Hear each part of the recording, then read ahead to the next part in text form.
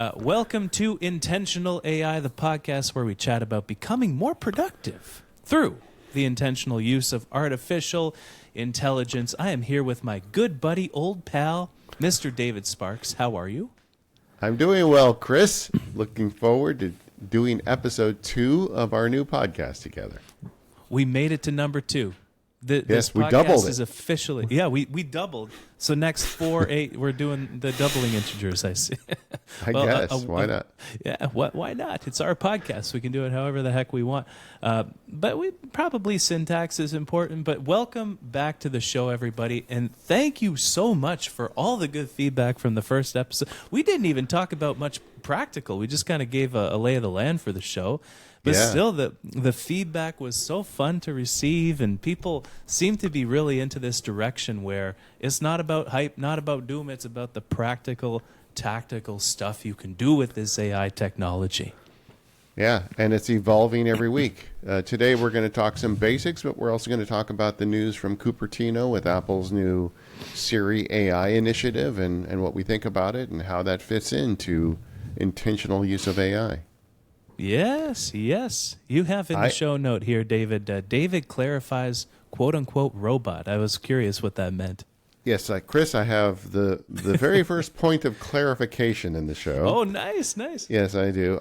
So this is the thing, guys. I don't like personifying artificial intelligence. I know a lot of people, they name their AI, they give it a cute name. Jarvis, I know, is a popular one based on the Marvel thing. It's not a person, it's an algorithm. So I try to always keep that in mind. I think you can fall into a slippery slope where the AI starts becoming useful to you and you start thinking it's a person with actual judgments and opinions and you start giving it too much credit. So one of the ways I fight against that is I don't call it a cute name. I call it robot. And so I say, robot, do this, robot, do that. I made a course about it called the Robot Assistant Field Guide. I refuse to give it a name. Unfortunately, a lot of people listening to the show are new to this stuff, and several of you wrote me very kindly saying, hey, I signed up to learn about intentional artificial intelligence. Why do you keep talking about building robots? Is this a course about making robots or teaching AI? And I realized, well, I didn't really clarify that. So when I say robot, that's a term I'm using to talk about the AI construct that is running to help me out. Yeah, I love it. That's a pretty good transition to the topic today, because we're talking about, and I feel this is a leap that we've done ourselves as the technology has progressed, where it used to be this chatbot interface. And I still remember the feeling I had when I first used ChatGPT. It was magical. You type something in and you get a response, which is really just generated in response to what you said, where it predicts the very next word. And that was kind of useful, this chatbot era, where everything happened inside of this chat window. But the applications were limited. They were largely generative, and I have my own qualms as a professional writer about generative text and generative images and stuff like that. Yeah. But it was mostly stuff that happened in response to what we said. There wasn't a lot of room for using it with intention to become more productive with it. It was really just kind of a call and response, put something in, get a response out that was really just predicted text in response to what you said. Chris, what was the first thing you put into a chat window that you got the result and you're like, wow? I don't remember. I think it would have been, I don't remember. I don't remember. I don't remember what I said, but I remember the feeling that I had when I got the response back, where I had tingles up and down my spine because I saw text responding in a way that it never had before to something that I said. And to believe that was one step level, I would say, below where we are today, is really quite remarkable to think. Do you remember? I do. I gave it a blog post and I said, rewrite it like a pirate, because that's what everybody was doing in those days. Yeah. Arg. It wrote it like a pirate. I was like, wow, that's pretty impressive. And then I actually asked it, what are the 4 cardinal virtues of Stoicism? And it knew that. And I was like, okay. So, in my head, it was suddenly something interesting. But the limitations of the chat are I think we need to call them out. It's number one, it doesn't have any memory. You come back to it every time you're essentially starting from zero. And as a result, it has very poor context. It doesn't really understand the big picture of anything you talk to it about. And the other thing is it was no reach. It was stuck in chat. If you wanted it to proofread a document for you, you gave it the text. It proofread the document. It gave you its feedback. Then you had to go back to your other thing and fix it. And so it was memory and reach that it didn't have. And that's just a few years ago. And now we have both of those things, but I think a lot of people don't realize it. And the goal for today, the architecture show of this, is to just kind of set the foundation of how you can work with a robot or an AI now. A Jarvis. In a more, in your own personal Jarvis, in a more powerful way. And I think there's a lot of different technology stacks. There's Apple, Anthropic, OpenAI, Gemini. There's a bunch of them out there, but they all kind of have the same ingredients that they need to be useful to you. And today, this architecture show, we want to talk about, what are the pieces of this building? I think, one of the things that I struggle with personally with this AI stuff is, you and me, we've gone in deep with this stuff, and we're both gigantic, you especially, David Sparks, gigantic nerds, gigantic tech nerds. Yeah. So we're steep in this. In a good way, in a great way. That'll be helpful on the podcast. Well, at least it doesn't get me beat up anymore, so I'll go with it. No, it makes a living now instead of the beating up, which is, it usually works out well for the nerds at the end of the day, doesn't it? Yeah. But this is something that I think I struggle with as somebody who's a gigantic nerd big Dorcas about this stuff, is what level of technical complexity do we talk about this stuff at? Because there's a lot of interconnected parts here. And so the thing that I want to say before we jump into any of these parts of an AI system is we're going to dig into these in the forthcoming episodes. And we're going to go into more detail across all these different points, from the saddle to the context to the skill files. So if it isn't clear right off the bat, that's okay. That's okay. We're going to go in deeper. But I think it kind of does make sense how these components fit together, especially if you've been using AI. You've probably dabbled with each of them, maybe without even knowing. Yeah. And I really believe a complete understanding of how they fit together is the unlock. And, I've taught this now to thousands of people with that course. Yeah. And I have seen so many people with no technical real skills, people who know how to use a computer, but they're not programmers. They've never written a line of code, and they're making just amazing tools. I could tell stories. I don't want to go down that rabbit hole, but it's just remarkable what people are doing. But it all starts with a basic understanding of what we're going to talk about today.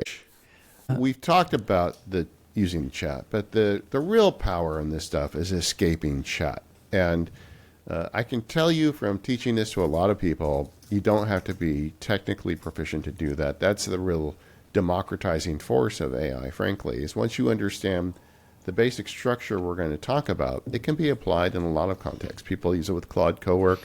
People use it with OpenAI's Codex. There's a lot of different platforms you can do it. Apple's just announced kind of its own version of this.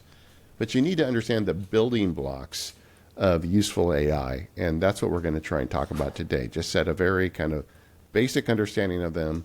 Many of these topics we're going to come back to in future episodes.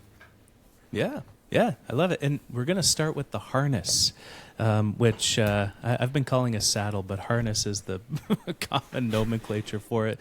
It's really just what you use. It's your point of interaction with an AI system, with a model. So everything from a smart speaker, where there's an AI on the other end that you're interacting with, to an iPhone app that you're interacting with Claude or ChatGPT, to a Mac or a PC app, to, we both use the app Whisperflow. I think we're both a fan of, to write emails and communicate. A great dictation app for cleaning up what you say. You can just dictate an entire email, and it'll add punctuation and formatting and stuff. I would refer to that as a harness too, wouldn't you? Yeah, I would. I think that the harness in my mind is the link between the model and the world. Like it's like, how are you going to take whatever you do there and make it work some way? I think the most important harnesses are the ones that are getting attached to the frontier models. A good example is Claude Cowork. Claude Cowork is a harness that allows you to take anything you do in the chat and then get it outside of the chat to work with your other tools. And in addition to having an important model, like you want to have a powerful model that can think and do the right things you want it to do, the harness is equally important, because what good is all that knowledge if it can't take the data and use it somewhere? Yeah. Would you say Claude is the harness that you use the most often? Because I probably would. Yeah, the one I use most often, yes. Although OpenAI's Codex is equally powerful, some would argue more powerful. And I'm sure Gemini is cooking up something. Apple just announced what they call App Intense, which is a form of a harness. So there's a lot of them out there. And one thing I'd like you to understand as you're learning this stuff is whatever harness you're using now isn't probably the harness you're going to be using in a year or two. All the stuff's in motion. But the other components of this we're going to talk about here are the things that you can build to be portable, so you can switch harnesses, you can switch models, and still get the benefit of intentional use of artificial intelligence. Yes, I love it. Now, the next component that you work with, and this has been around since the original ChatGPT, the one we both had the tingles up and down the spine for, is context. And oh boy, this is a deep topic that deserves its a whole episode. But for me, context is really just information that AI manipulates for you. It can be the conversation that you're having with an AI. That's kind of the traditional baseline context for these things, where it keeps that conversation in its short-term memory, which is called the context window. And you have a great analogy for how narrow this window can be when you're manipulating the different information with the AI. It's very forgetful. Yeah. I mean, the context window is small at this point in 2026. I always call it like an amnesiac employee, like somebody who just can't remember anything, but who's very good at reading the manual. So, but context is essential to making it work. Just like I said earlier, the harness is a key element to working with artificial intelligence. So is the understanding of context.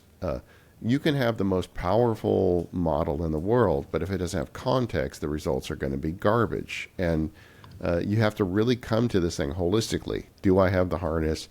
Have I given it adequate context to understand? In the old days of a few years ago, people would say that's all about prompt engineering. You have to write a prompt to give it enough context. But, what we've discovered with modern models is a good prompt isn't enough. That's not enough context. You could give it 1,000 words, and that may not be enough context to give you the result you want. But this is a thing we're going to constantly be butting our heads into. As you're learning to use AI, some of your worst results will be not a result of a failure of the model, but a failure of context.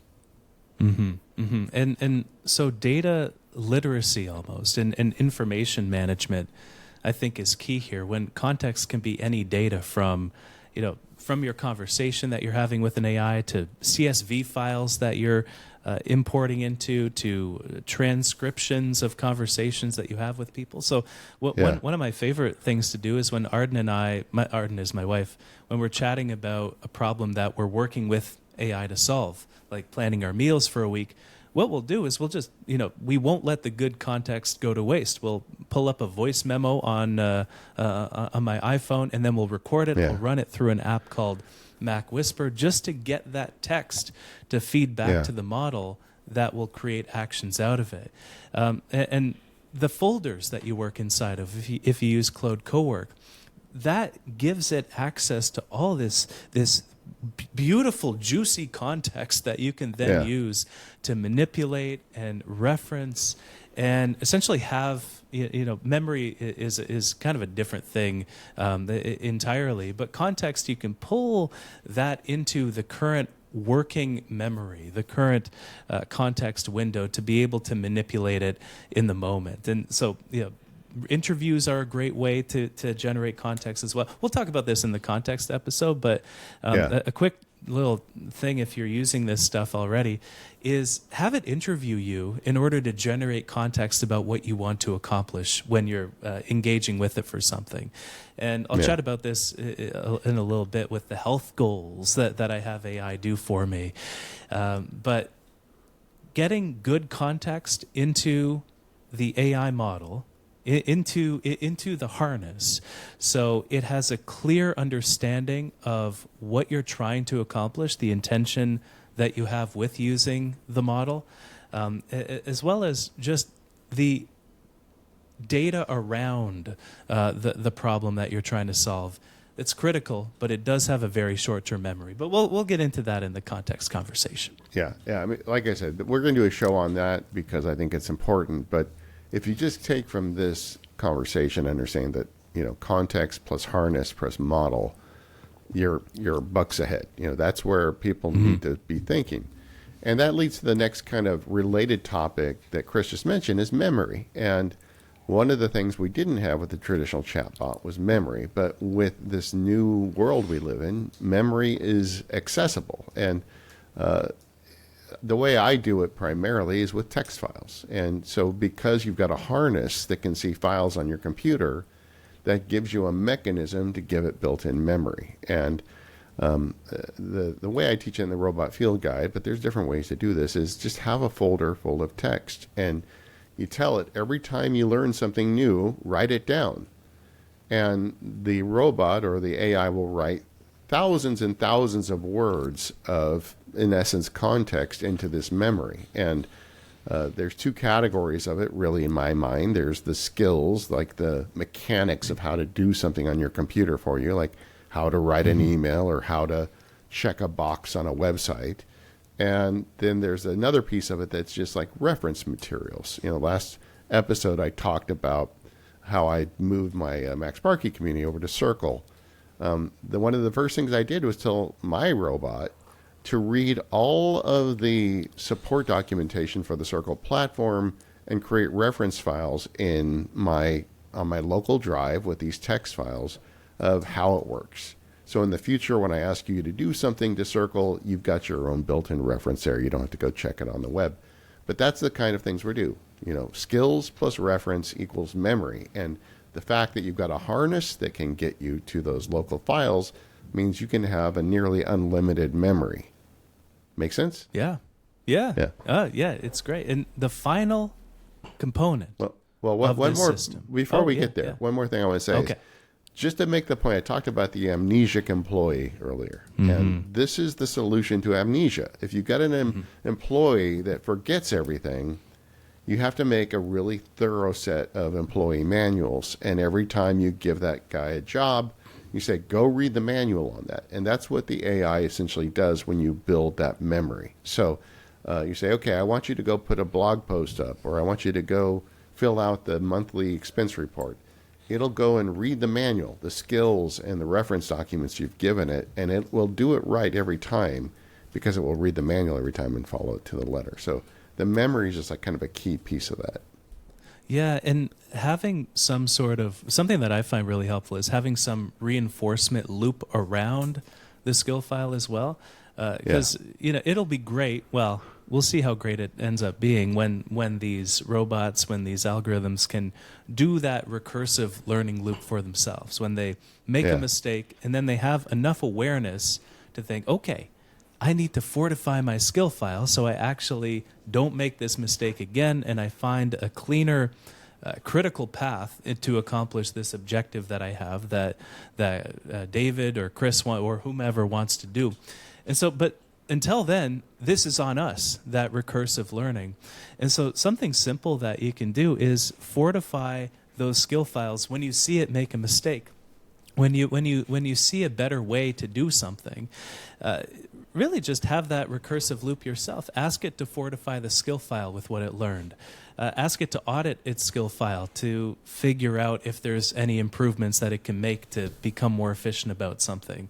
Have it do that level of deep research that you were talking about to create the skill file in the first place, to go out, not just use the knowledge that it has built in, even though these algorithms do have a lot of knowledge built in, but go have it learn from the internet and do some deep research to figure out the more contemporaneous, the better ways to do these different actions. That can be really, really helpful for fortifying these things. Because something that I find is it'll often accomplish the thing that I want it to do, but it'll do it in the weirdest, most convoluted way. Instead of clicking one box or one button or something on a website, if you're using Chrome MCP, which we'll talk about in just a second, it'll okay, I'll read the and analyze the JavaScript of the page to do this and that, and it's like, no, just do this, Claude. And so asking it to fortify itself, the recursive learning is on us right now. So if you want it to do a better job, the research, the interviews with what you want to accomplish, getting it to audit its skill files, those are helpful things that we can do. Okay, so where are we so far? We've got the harness, we've got the context, we've got the memory. So it has memory. What's the last piece, Chris? We got the reach, and these are the tools that the AI can use to accomplish things for us. So the one that I think most people would be using, and there are other ones that we'll talk about in a second, but is MCP, which stands for, I'll try to remember, Model Context Protocol. That's correct, right? Yeah. Okay, good. So essentially, it gives the model context through a protocol that allows it to talk to some other app. So it's always easiest to illustrate this stuff with an example. The one that I find myself using very often is Chrome MCP, which allows an agent like Claude to actually navigate Chrome for you. So we're doing a bedroom renovation here.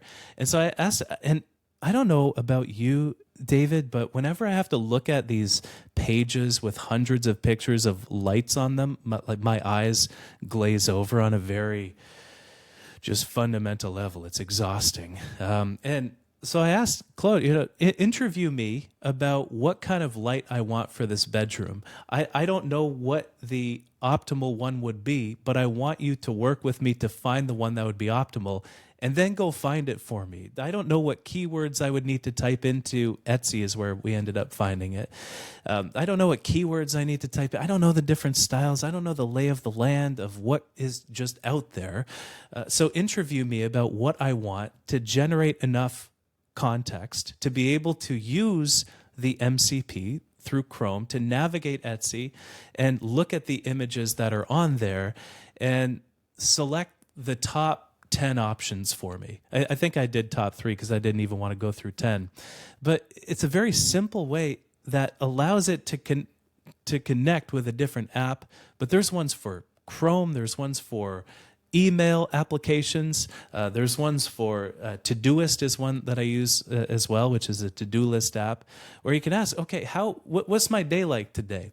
How much free time do I have today? Could I move a bit to later on in the week so I could just read in a park today or something? And it's wonderful at manipulating this based on the context that you have and based on the overall intentions that you have for what you want to accomplish. So reach is the ability to escape the chat. So the thing has memory and it has the ability to do proper work for you. It understands how to interact with the world for you. Reach is actually the mechanism that allows it to. And Chris was talking about MCPs. There are new MCPs every day for web services, applications, anything basically you do on your computer. A lot of developers are now jumping into this. The MCP protocol was open sourced by Anthropic. They're the ones that kind of invented it, but a lot of people are adopting it. And for you building your robot or your AI, you're going to discover MCPs as an excellent way to do things like see your calendar or work with your email or go on the web. So that's kind of the final piece of this that escapes us out of the chat window and allows us to make artificial intelligence really work from us. So a lot of the stuff we're going to cover in the show is going to be elements of that, talking about what's the best model, how do you get it good context, how do you give it that reach into an application, or how do you build a skill set so it can do the thing you want it to do. And if you understand those things and start working with those, even at a basic level, very quickly you'll find you can ramp up. Because what we're not saying is you need to learn how to program a computer. That's the part the model can do for you. Like, it can write the Python script to do the weird thing with the text that you need in your report every week. So suddenly that problem is solved for you. You've just got to have the imagination to combine all those ingredients into a working AI. And that is where you get intentional AI. Nice wrap up there. We should talk about, before we dig into the Apple WWDC stuff, which I'm quite excited to talk about, we should do a quick little show and tell, which we can tie all these little pieces together, David. Yeah, Chris, what are you doing? Well, have you noticed something, David? About You're my looking face? mighty sharp, my friend.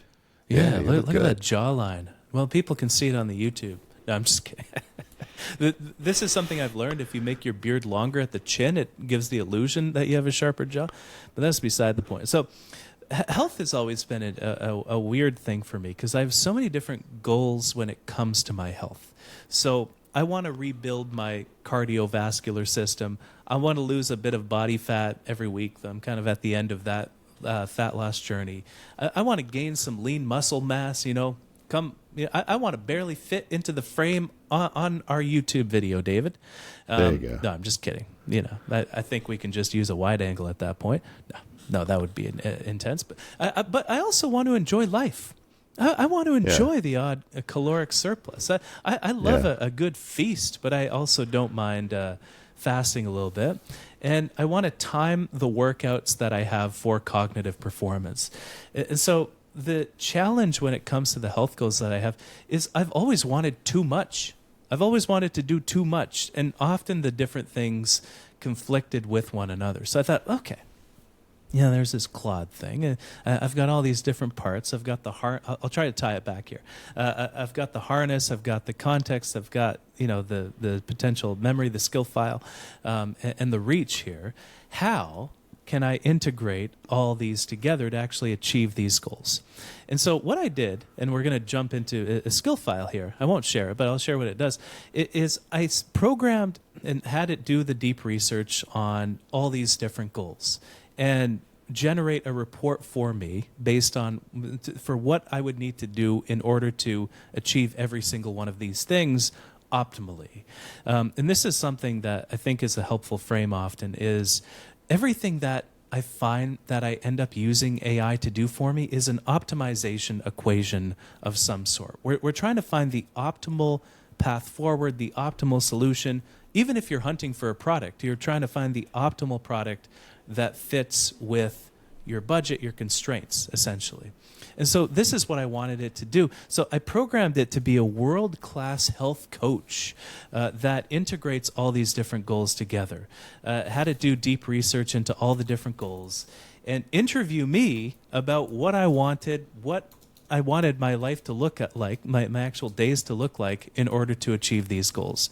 And so that's the skill file that it built. And the input, the context that I give it with the skill file enabled, so it sees everything through the lens of what I've programmed it to do, is I give it health data and I give it pictures of what I eat. And so if anybody has a health goal that they're trying to achieve with Claude or a similar app, it'll work across them as long as you can read data in a folder. I use an app called Auto Health Export, which automatically, so I've got this Apple Watch on all the time. It's constantly reading heart rate data, exercise data. There's also data that comes into Apple Health through a smart scale that I have. It pulls it all. It gets all that into a CSV file that goes into the folder that I'm working with in Claude. So in Claude, you can work inside of a folder. It gets funneled into that folder so that when I give it pictures, so my only job is to take a picture of every single thing that I eat, which is socially kind of awkward, but it clears the air when you just I'm not. It's not for Instagram. It's for Claude, Yeah. and so it's programmed to, when I give it new food pictures, it'll look at it through the lens of the skill file and update all my different. I have a dashboard that I've programmed it to work with, and it'll coach me for achieving the goals. Like, oh, maybe tomorrow you should do a little intermittent fast because you ate a bit, you're a bit in a surplus territory. Or, looking at your day tomorrow, I see you have a podcast recording with David Sparks, Intentional AI. So you should probably schedule a run for that morning. And indeed, that's what I did this morning. I don't know if I seem more sharp cognitively today. Probably not. But that was prompted with AI, which means that I can outsource the cognitive overhead of multiple health goals to a system that I trust, because it's programmed around the goals that I have that often conflict with one another. So it's a bit of a complicated solution, but it's got the different components. It's got the harness, which is Claude. It's got the context, which I'm feeding it, which is all the reference information with the goals. It's got the food pictures. It's got the workout data, and it's relatively good at reading caloric information from photos. There's a margin of error, but over time it balances out. The research does show. It's got the skill file to tie it all together so that no context kind of goes to waste in this instance, and it's got the not a ton of MCP stuff going on here with in terms of the reach, but it's sort of this self-contained system that I'm finding works wonderfully for integrating a lot of these different parts together. And you know what I like about that? Not only does that encapsulate kind of the whole widget, but you're finding ways to get the AI to help you do things that you wouldn't otherwise. Like logging your food is a pain in the neck. And yeah, I know a lot of people who will say, hey, but the process of logging it, I eat less, because rather than log that I ate a bag of potato chips, I'll just not eat a bag of potato chips. And I understand that. But I think the friction of that prevents a lot of people from doing the types of practices you're doing, where like your idea, just take a picture of it and let the AI log the food for me. And it's not going to be, down to the exact calorie, but it's going to be in the ballpark, and it's going to be good enough. And you've got a system that works for you. Obviously, you also have to look at it as it's a recommendation. It tells you maybe you should take a run. That doesn't mean you always take a run because it tells you. That's something I'm kind of sensitive to. As you begin to trust these things, you want to just accept its pronouncements, and I think that's dangerous. But that's a great example. Oh, yeah, it works. You do a bit with health with Claude, don't you? Yeah, I do. But we're running along today, and Okay. And I want to talk about Apple. So there's a lot more to talk about with that. But I do think there's a whole privacy angle to it. Like something we didn't mention. It's like you're giving a lot of information to Anthropic about your health when you do that, and a lot of people are real allergic to that, and you've got to make your own decisions. But there's a lot going on here. But I think today I wanted to get a basic understanding of the lay of the land with this architecture discussion. And Chris's example is a great demonstration of it. But going forward in the show, we're going to talk about some of the stuff in greater detail. We're also going to talk about just ways to use this. We'll get more practical with time, because we will. But you had to understand these basics first. Now, there's a little bit of news we wanted to talk about today, and that is, as we record this, Apple recently did their WWDC, Worldwide Developer Conference. Apple is kind of a small-time player in the world of AI. They don't have their own frontier model. They've kind of sat on the sidelines through it. But they're also the company that makes the device that so many people use. And they're a company with a very distinct position on AI and privacy that makes them interesting. And they are now kind of in the game now with this new version of Siri AI. I know, Chris, have you had a chance to use it yet? I haven't used it yet. I haven't downloaded the betas yet. Have you? Yeah, I've been playing with it, and I will say officially, Siri no longer sucks, which is great. Hey, it's official. But there's a couple things coming out of it. Like we talked about, and this is where the show already is paying off. We talked about context and we talked about harness, and we talked about reach. My very first question in the Siri is, what will the weather be where I'm going to be this weekend? Well, this happens to be the week I'm going to vacation. And I didn't tell it I was going on vacation.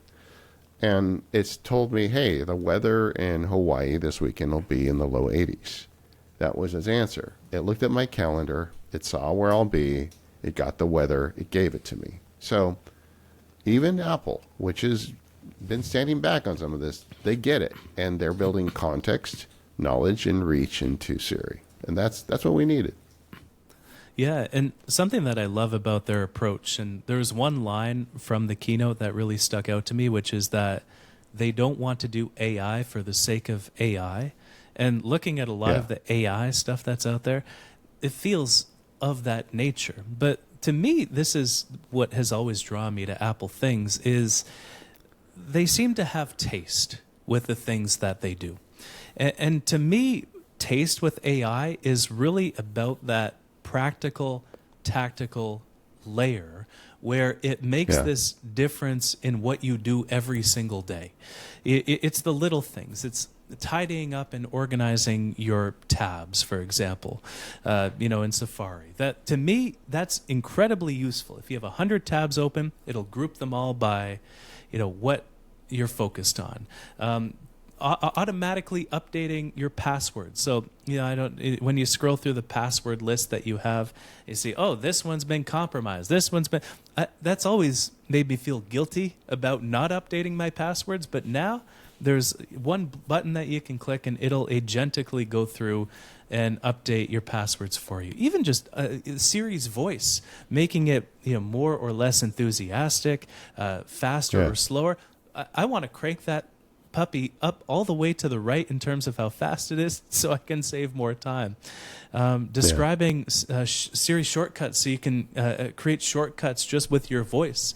To me, that abstracts a lot of the programming and a lot of the fiddly bits away from you. And to me, that is what all of the announcements that they had in common, is they had that tactical layer where they want, or seem to want, AI to solve real practical problems for us. And to me, what gives me confidence in this is the extent to which they've partnered with Google to do the models behind it. That gives me more confidence than it would if Apple did this themselves, knowing the state of Siri for the last many years. Yeah. Well, I mean, and that addresses a problem they had. They don't have their own frontier model. They're not in the Gemini /Claude /OpenAI ChatGPT form. So they don't have a model that can do it. So they leased it from Google. And then they provided the harness and the context through their devices. A big piece of this story for Apple is privacy, because they're doing all of it either locally on your phone. So that problem we were talking about earlier with Chris's health records going to Anthropic, that's not going to happen if you use Siri to do this, because it's going to happen either on the phone or what they call private cloud compute, where they do it on a server, but it's completely anonymized, so nobody ever knows it was you. And that is a real issue with intentional use of AI. Like, if you're a lawyer listening to this, and we're talking about harness and memory and reach, and you're like, well, it doesn't matter. I can't have my client records going to Anthropic or Google. I can't use any of this stuff. Well, the Apple model would work. But they also, kind of the flip side of that is the reach isn't as extensive. The kinds of things people are doing now with like Cowork and Anthropic and Codex really are not achievable with what Siri does. But they're in the game now, and they're coming from a distinct vantage point. And we'll see. Like we talked about MCP, which is the biggest form of reach. Apple has not said that we're going to let you use MCP on an iPhone to get your calendar events into Siri. Maybe they'll do that in the future. Maybe they're going to make their own version. I don't know. But it is a little bit less aggressive, or maybe less edit point. It's a little bit less. It's a little bit less bold, But at the same time, they're giving us the key components that we've already covered today: reach, context, memory, and it's all based on your device. So I'm going to be very curious to see how it grows out. This is brand new, so These are very much kind of hot first takes, but the Siri model works now. It does give you the kinds of things. You can intentionally use AI with Siri when this ships in September, I can tell you already. Mm-hmm. And what I'm most excited by is personal context, as they put it. So for context now, it's on you to load it all up into the system. You have to be the one that exports the CSV of your health data to Claude to process and integrate it all together. With the privacy angle, I can see that opening up whole new vistas of things that I don't feel comfortable with using AI for. So my line is kind of on health data. If my health data got hacked, enjoy reading what my resting heart rate is, everybody. I really don't care. But if financial stuff got out there, I would never input financial data into Claude, because in a hack, your surface area of vulnerability goes through the roof.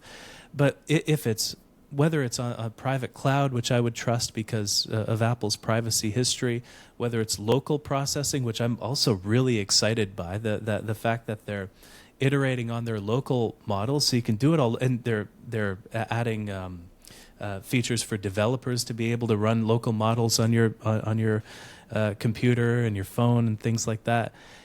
It's very exciting where they're going, where they're expanding that local model capabilities to be very native things that developers can hook into, but also the more frontier models with, seems like a great partnership with Google where your privacy is protected. So I'm quite excited. The generative stuff I could do without. I don't need anything to generate text for me or writing for me. To me, that's in the realm of human expression. And same with photographs. To me, photographs are things that happened, which when it's generated, it's a weird kind of thing for me. And if it's not a photograph, it's an illustration, which to me is in the realm of art. So, but I think we'll all have a different comfort zone, a little comfort area with the privacy stuff behind this, with how much we like generatives. My mom sends me AI videos of cats dancing, and I have to admit they're quite adorable, even if I don't like the fact that they're AI. Yeah. I would like to point out the intentional AI artwork was made by a human, not an AI. Yes. After a lot of revision rounds. Yeah, it's fantastic. JD is fantastic. So, but overall, I think Apple is in the game now. I hope that they keep the gas down. I hope they keep pursuing it. But even Apple, who's more conservative on this stuff, has demonstrated the principles of this show. The things I want you to take away from listening to this episode is the understanding that in order to be effective, an AI doesn't just need a good model. It needs context. It needs reach. It needs memory. And if you give it all those pieces, you can actually get intentional use of AI. You can make it do very useful work for you. Chris and I both do it every day. Lots of people out there are doing it. I think the sooner you figure it out how it works, I think the better off you are. So we'll be going into some of these topics deeper in the future, and just talking generally about how you make this stuff more useful. Chris, we want to try something new with the show. We're in the early days. We thought we'd try an experiment. At the end of each episode, we thought maybe we'll just announce a little experiment we personally want to run with our AI to get something done better, faster, more efficiently. And they're called our new experiments. So, Chris, you want to go first? What's your experiment going to be between now and the next 2 weeks when we do our next episode? Okay, David. So I have a lot of printed sheets of paper in my hand here. I'm flipping through it, you can see. What I had Claude do is, and I don't know how this will work out. I could fall flat on my face with this. We'll see. We'll see. But what I had is I had it audit my logic that I use to make decisions across the various conversations that I have with it. And I asked it to be brutally honest with what I'm delegating to it to do cognitively. Because it's not a fear that I have with this stuff, but it's something I want to manage with AI, is the cognitive offloading that I do. I'm very happy cognitive offloading my workout goals. I don't want to think about when to do stuff like that, or how many calories are in what. I just want to be closer to my goals over time. To me, that's what I want. but I want to make sure that I'm not delegating things to become mentally lazy. And so that is what I'm excited to review. What I'm offloading cognitively. It's a bit geeky, I understand, but I'm very excited. I think this afternoon, David Sparks, I'm going to go to the park and maybe pick up a little coffee along the way and read through. It's called the Unsoftened Version, 6 Decisions, 1 Through Line, about what I'm offloading cognitively, and as well as any logic flaws that I have in working with it. Quite excited and kind of scared. What are you working on? I am, first of all, I just want to compliment you for doing that.